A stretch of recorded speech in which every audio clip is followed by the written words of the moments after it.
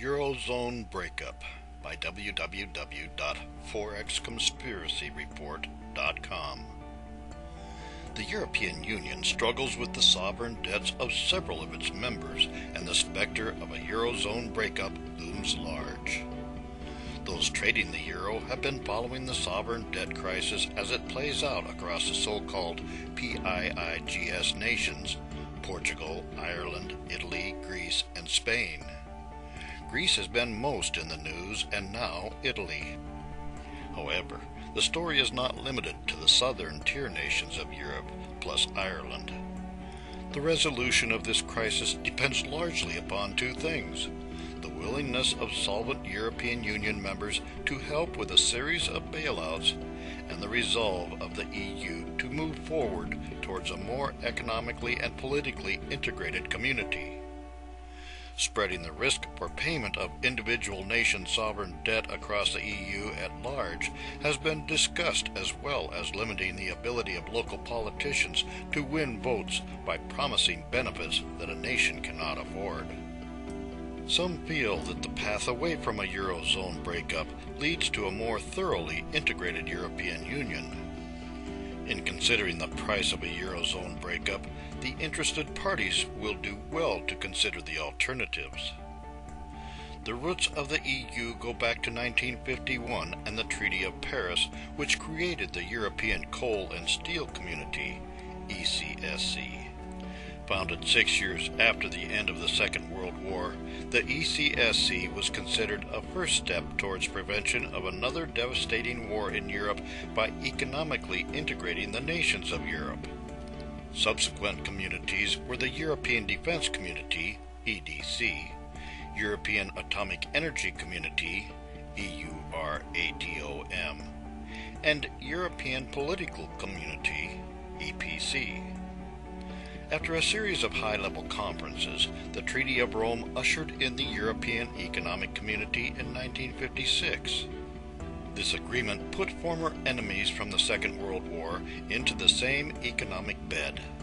Along the way, it has always been easier for the EU to agree to economic arrangements than political ones, as each nation has retained its sovereignty, individual laws, and local government with its own set of political issues. This last issue may be the most critical in preventing a Eurozone breakup. If the figures bandied about of over 2 trillion euros needed to totally stabilize European debts are correct, solvent nations of the EU will need to incur more debt of their own, or simply print money. These solutions would require fuller economic and political integration, as the solvent members of the EU are not going to give away their hard-earned assets. They will want a practical means of avoiding another debt crisis, and a means of eventually being paid back in return for successive bailouts and avoidance of a Eurozone breakup. At this point, a bit of perspective is useful. The EU dates back to the dark days after World War II. The nations of Western Europe relied on the U.S.-financed Marshall Plan to get back on their collective feet. The nations of Eastern Europe lived under the boot of the Soviet Army. The point of the fledgling economic integration brought about by the Treaty of Paris in 1951 was to prevent another war by tying the nations together for their mutual benefit.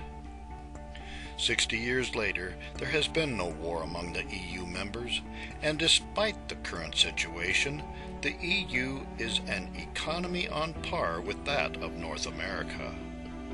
The several members of the EU will do well to remember World War I battles Flanders and Passchendaele, Ypres and Chateau Thierry, and World War II with the partition of Poland, the Blitzkrieg across the Low Countries and France, Dunkirk, D-Day, and the Battle for Normandy, the leveling of Hamburg with bombs, Stalingrad, the siege of Leningrad, the death camps and extermination of millions, and the tens of millions dead, injured, and displaced by the idiocy of war.